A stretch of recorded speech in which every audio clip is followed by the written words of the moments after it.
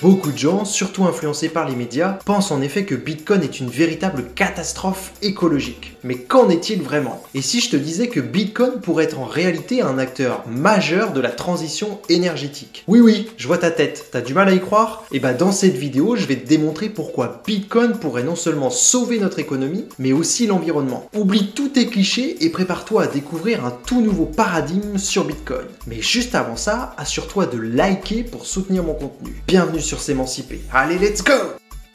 Pour commencer, il faut déjà répondre à l'une des questions les plus importantes. Mais combien consomme réellement Bitcoin?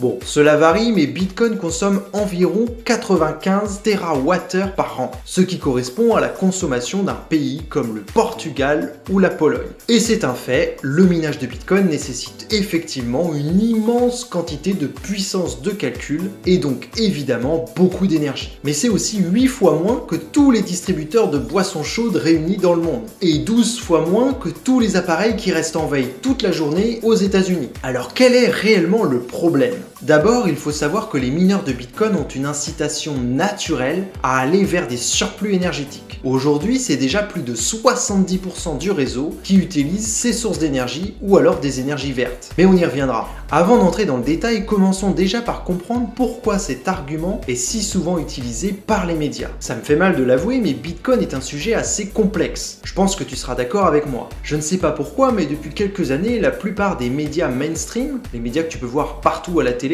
ne s'offrent plus le luxe de faire aucune recherche. Pour eux, il est beaucoup plus facile de comparer deux chiffres entre eux que de s'intéresser réellement au sujet. C'est pour cela que comparer Bitcoin à la consommation d'un pays est vraiment très simple. Il suffit de prendre deux chiffres, les comparer et point, c'est terminé. En plus de cela, ce type d'argument fait naturellement parler de lui. Il fait vendre tout simplement. Pour réaliser une véritable comparaison, il faudrait donc pouvoir trouver quelque chose qui correspond réellement à Bitcoin et qui soit comparable avec lui. Comme d'autres, je pense que Bitcoin offre le même service qu'une banque traditionnelle. Il est donc plus logique pour moi de le comparer à une banque plutôt qu'à l'énergie consommée d'un pays tout entier. Idem pour la zone géographique. Bitcoin est utilisé dans le monde entier, il faut donc le comparer aux banques du monde entier. Et ça tombe très bien parce que justement Michael Kosaka a écrit un rapport sur ce sujet.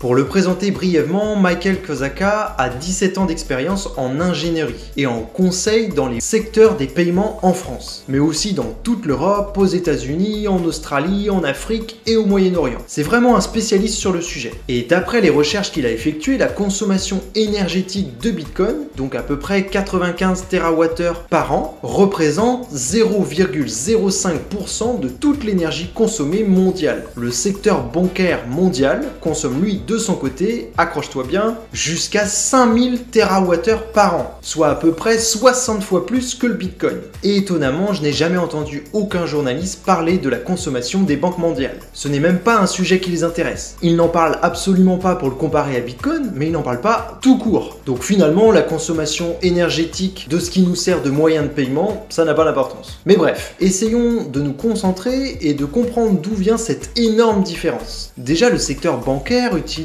jusqu'à 56 fois plus de matériel que le réseau Bitcoin. Cela inclut les agences, les distributeurs automatiques et toutes les centres de données bancaires. Comme tu l'imagines, le coût des salaires pour le personnel est également très différent. Le réseau Bitcoin, en soi, n'est pas très lourd. Il pèse à peine 530 Go. Avec un disque dur de moins d'un Tera, tu peux détenir chez toi l'ensemble du réseau. Les banques traditionnelles, de leur côté, pèsent évidemment énormément plus lourd. Mais ce n'est pas la seule consommation de Bitcoin. En effet, le réseau consomme également de l'électricité, et ce pour valider chacune des transactions. Ce sont les mineurs du Bitcoin, les fameux ASIC, qui réalisent l'essentiel de cette consommation. En réalisant ce travail, ils sont payés en Bitcoin et sont donc très largement incités à aller vers des sources les moins chères possibles. Et cette incitation, elle est d'ailleurs renforcée par le fait qu'une machine, justement, elle est déplaçable. Comme elle est déplaçable, les mineurs vont se déplacer là où l'électricité est la moins chère. C'est une incitation naturelle. Le Bitcoin est conçu comme ça. Ce qui n'est pas le cas d'une mine de pétrole, par exemple. Aujourd'hui, les mineurs de Bitcoin consomment donc principalement de l'énergie verte ou des surplus énergétiques qui leur coûtent rien. C'est le cas de 70% du réseau. Mais laisse-moi te donner un exemple pour que tu te rendes compte.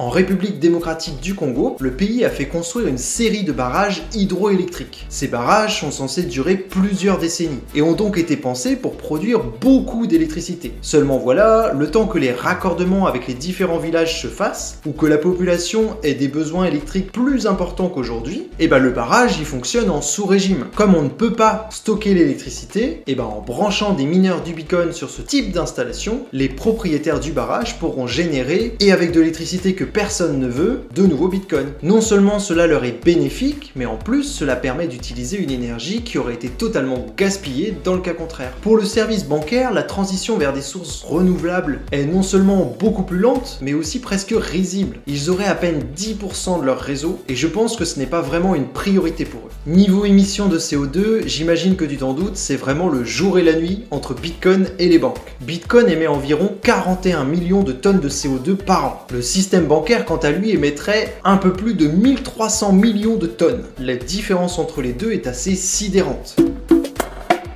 Je t'ai parlé tout à l'heure des surplus énergétiques, mais les mineurs de Bitcoin, via les bénéfices qu'ils engendrent, peuvent aussi aider financièrement à des projets d'électrification. En effet, plus de 700 millions de personnes dans le monde n'ont toujours pas accès à l'électricité. Le minage de Bitcoin en tant que source de revenus pourrait financer la construction de nouveaux projets d'électrification et apporter alors une solution à ce problème. Pourquoi ? Comme je te le disais tout à l'heure avec la République démocratique du Congo, si des mineurs de Bitcoin financent la construction d'un barrage, dans tous les cas, le temps des raccordements entre le barrage et les différents villages, eux ils pourront poser leurs machines et donc produire du Bitcoin, et cela pratiquement gratuitement. Plusieurs autres projets de réutilisation des surplus énergétiques ont déjà été présentés en France. Malheureusement, on dirait que notre gouvernement n'a jamais vraiment compris le concept et a toujours systématiquement refusé chaque proposition. En parallèle, pas mal de mineurs se tournent également vers des centrales solaires ou éoliennes. Mais là où je trouve que Bitcoin apporte le plus de valeur, c'est lorsque l'on parle du cas des torchères.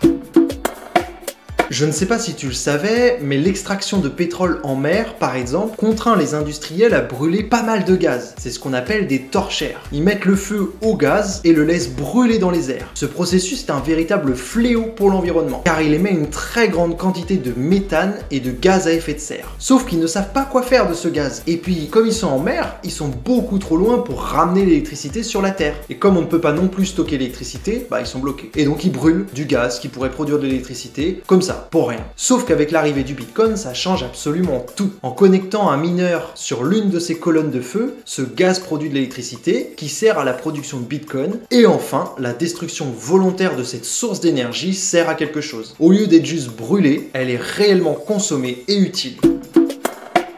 Comme on l'a vu, les mineurs cherchent toujours des énergies moins chères, et en faisant cela, ils stimulent indirectement l'innovation dans ces secteurs. Ils créent une véritable demande largement supérieure à tous les autres acteurs. Pourquoi ? Parce que ce n'est pas du tout la même chose de lutter physiquement pour dépenser moins, et juste vouloir réduire ses consommations. Et ça s'applique à quasiment toutes les industries. En fait, je pense que le vrai problème aujourd'hui, c'est que tout le monde veut être écolo. Donc on va afficher différents logos, on va essayer de réduire quelques trucs, et on se prétend écolo. Sauf qu'on n'a pas d'incitation naturelle à dépenser moins. Ils vont pas engendrer plus de bénéfices parce qu'ils vont dépenser moins. Ou alors ils pourraient le faire, mais le travail à mener est tellement important que ça va leur coûter beaucoup d'argent au début. Et donc ils font une sorte de paraître écologique, c'est le cas de la plupart de nos industries, mais c'est pas le cas du Bitcoin. Des exemples comme ça, j'en ai pas mal. Je peux t'en donner un petit dernier. Par exemple, la chaleur des machines peut également chauffer une pièce tout entière, ou même plusieurs bâtiments dans le cas d'une ferme de minage. J'ai moi-même transformé un ASIC en chauffage dans mon appart. Et à chaque fois que je me chauffe, je gagne des fractions de Bitcoin. Je te mettrai la vidéo en description si cela t'intéresse. Pour résumer, bien que Bitcoin ait des critiques légitimes concernant ses consommations énergétiques, que je ne nie pas, ses avantages sont indéniables. Bitcoin est un nouvel animal que finalement très peu de gens connaissent et comprennent. J'espère vraiment que cette vidéo t'aura permis d'en apprendre un peu plus. Si tel est le cas, tu seras sûrement intéressé par l'histoire du Bitcoin ou la fabrication d'un chauffage pour produire tes propres Bitcoins. Je te laisse donc cliquer sur l'une de ces deux vidéos. Fais-toi plaisir et à la prochaine.